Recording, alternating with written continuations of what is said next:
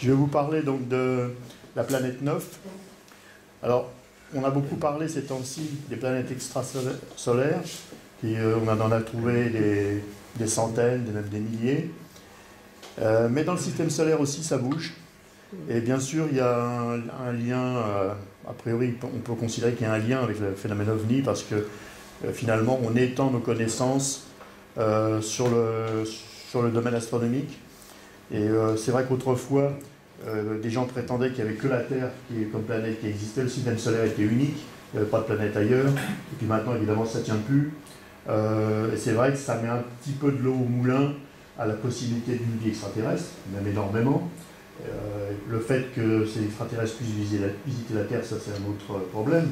Mais enfin, il y a beaucoup de possibilités maintenant de vie extraterrestre. Et dans le système solaire, il est beaucoup plus compliqué maintenant, il est beaucoup plus complexe qu'on le pensait il y a encore quelques temps. Moi, quand j'étais gosse, il y avait la planète Pluton, c'était un point dans le ciel, personne ne savait rien. Ensuite, progressivement, on s'est aperçu qu'il y avait un satellite. Grâce aux télescopes, on fait des progrès. Et ensuite, plusieurs satellites. Et ensuite, il y a eu d'autres découvertes.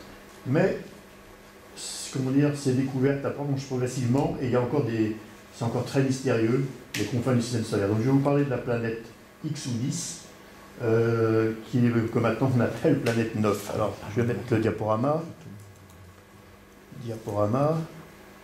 Voilà. Moi, je ne sais pas si c'est trop bien réglé. Ouais, c'est mieux là. C'est mieux. Ouais. Ah, c'est mieux.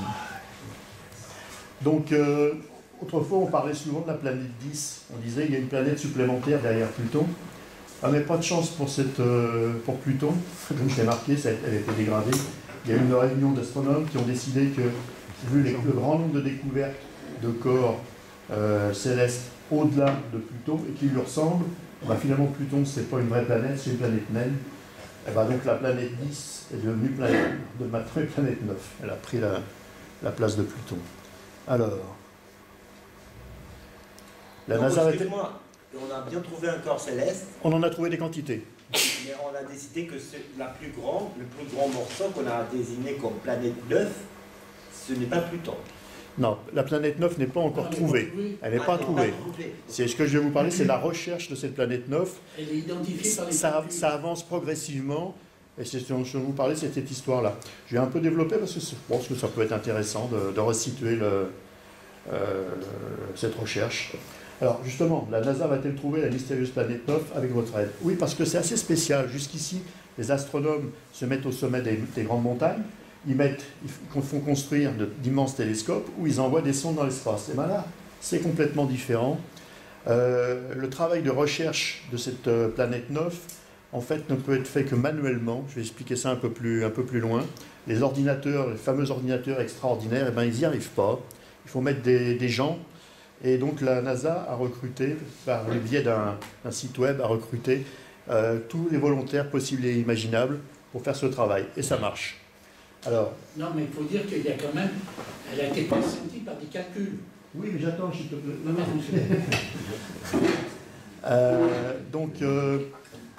effectivement, vous voyez, il y a 750 millions d'images du ciel en infrarouge, et il faut les traquer, il faut les comparer. Alors, j'explique un peu plus loin. Donc ça, c'est une image d'artiste, c'est pour juste illustrer. Une 9e planète dans le système solaire. Alors, vous voyez, en haut, les ronds concentriques, c'est un schéma très simplifié du système solaire avec Pluton, vous voyez qu'il y a une orbite très elliptique, Neptune, et puis tout au centre, le petit point jaune, c'est le Soleil.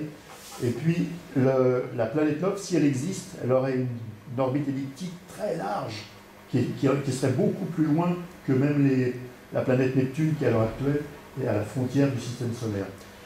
Ces 9e planètes seraient dans ce qu'on appelle la ceinture de Kuiper, c'est-à-dire une zone où, pour l'instant, on connaît que des astéroïdes de grande taille. Alors pourquoi on pense qu'il y a peut-être une 9e planète? Les scientifiques pensent ça.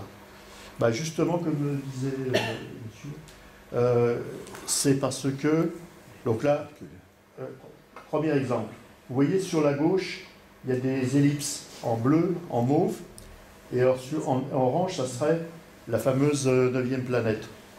En fait, d'après les calculs faits par les scientifiques, le fait que ces astéroïdes On a un qui est relativement connu, mais les autres sont que des numéros.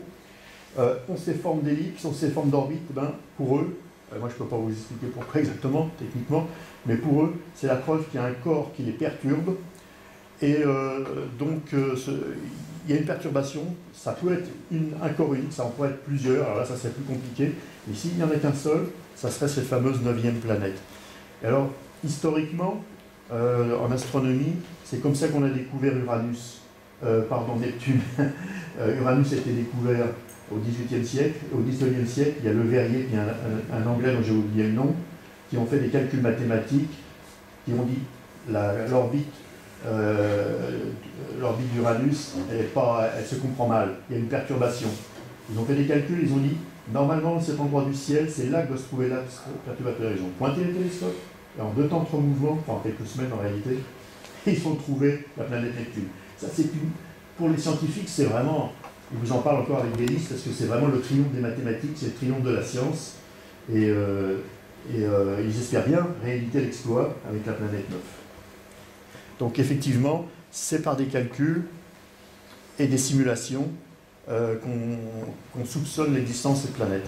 Alors là, j'ai mis, c'est encore un peu flou, je trouve.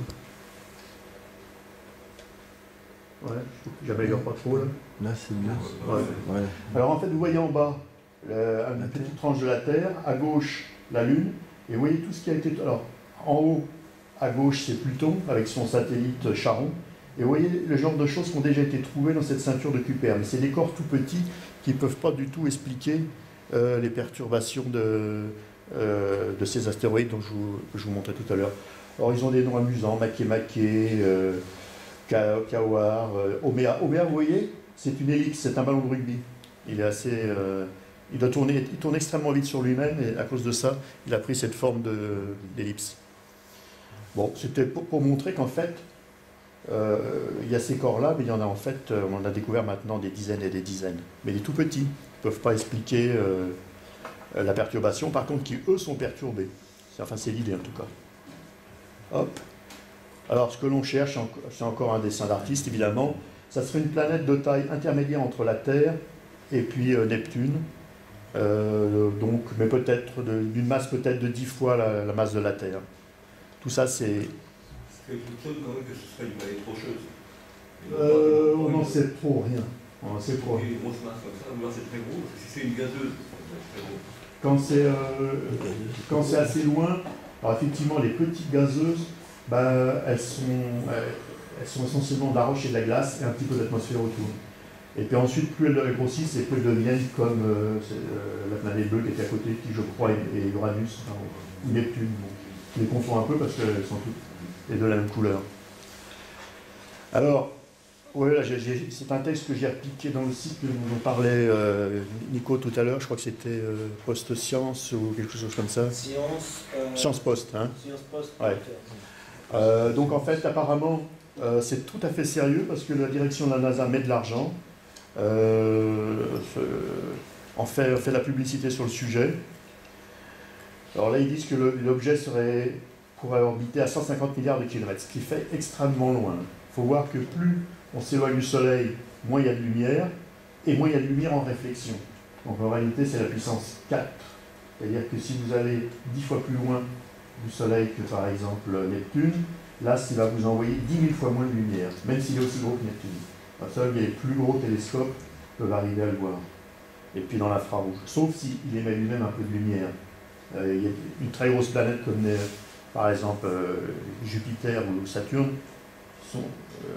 émettent plus de lumière qu'ils ne reçoivent du Soleil. Ils émettent sous forme d'infrarouge, de chaleur, si on peut dire. Mais c'est pour ça d'ailleurs que les recherches se font en infrarouge. Alors donc, ils ont créé un site qui s'appelle Backyard Worlds, dans lequel toutes les images ont été classées, et ça va permettre aux internautes passionnés d'astronomie d'aller à la chasse à la planète 9. Alors on va voir ça un peu plus loin. Autrefois, alors, comment dire, bon, la recherche est assistée par ordinateur, oui, mais c'est toujours fait par les êtres humains, parce que comme je disais tout à l'heure, chose curieuse, dans notre époque de prodiges avec des robots, des ordinateurs extraordinaires qui gagnent aux échecs et aux jeux de Go, c'est encore l'œil humain qui est le meilleur pour faire ce travail de recherche. Alors ça, vous voyez, cet homme-là, c'est Tombaugh, c'est celui qui a découvert la planète Pluton, et il a travaillé comme ça pendant des années, c'est un fou, pendant des années, avec le Blink comparateur, qui était un engin mécanique. Blink, ça veut dire clignement d'œil en anglais, clignement de paupières. Avec cet engin-là, il avait 2 photos prises à quelques semaines, quelques jours d'intervalle, d'un morceau du ciel, et il regardait l'un puis l'autre, ce qui fait que ça projetait sur sa rétine au même endroit, et il voyait s'il y a une petite étoile, quelque chose avait bougé. Alors, les astéroïdes, il y en a des milliers et des milliers, donc tout ça, il fallait qu'il les élimine, donc c'est vraiment le travail de vénusien romain. Et comme ça, à force, il a fini par trouver Pluton, et qui je vais vous montrer derrière. Si vous voyez Pluton, vous voyez les fenêtres, les flèches, là, il y aurait Pluton, là, juste au bout de la flèche, et là, il y aurait Pluton, là, juste une petite flèche au bout de la flèche. Moi, je pense que ici, vous ne voyez rien, et même moi, à côté, je ne vois pas, mais lui, il a vu. Et il ne s'est pas trompé, il est bien là. C'est en 1938, je crois. Ouais, par là, oui. Entre les deux guerres, oui. 30, oui. Oui, par là, oui. Tu as raison. Ouais. Maintenant, on a un système informatique. Vous voyez là-bas, le carré, là, c'est plein d'étoiles, de choses. Et on fait la même chose, mais c'est plus mécanique, c'est informatique. On fait alterner des images. Et c'est pareil, c'est des internautes qui font le travail. Il y en a 60 000, je crois. Enfin, je crois que c'est expliqué un peu plus loin, qui font ce travail de recherche. Vous pouvez vous y mettre, si vous voulez. Alors, il y a un projet qui s'appelle Zooniverse. Vous savez, ça se développe beaucoup, les projets de... Alors, en fait, c'est des scientifiques qui quand ils ont besoin de monde, ils recrutent les gens avec ce genre de choses. Mais ça, vous pouvez aussi travailler sur votre ordinateur, faire des recherches sur la structure des protéines, il y a des tas de choses, ça s'est beaucoup développé. Avec l'économiseur d'écran. Avec SETI, on l'a fait. Voilà, avec SETI. Exactement la même chose. Donc je ne vais pas trop développer, il y a 60 000 personnes dans le monde qui participent à la recherche. Et en fait, ils disent que même pour l'instant, on n'a pas encore trouvé cette planète. Comme je dirais, on verra plus loin, il y a des candidats quand même possibles pour la planète qui ont été identifiés. Mais ça fait un travail de débroussaillage énorme parce qu'il y a des millions de corps qui ont été suivis et identifiés. Et Nibiru, Nibiru, on verra plus tard. Voilà ce que je voulais. Bon, je pense que ça pouvait avoir ça peut être intéressant dans un domaine connexe au nôtre. Voilà.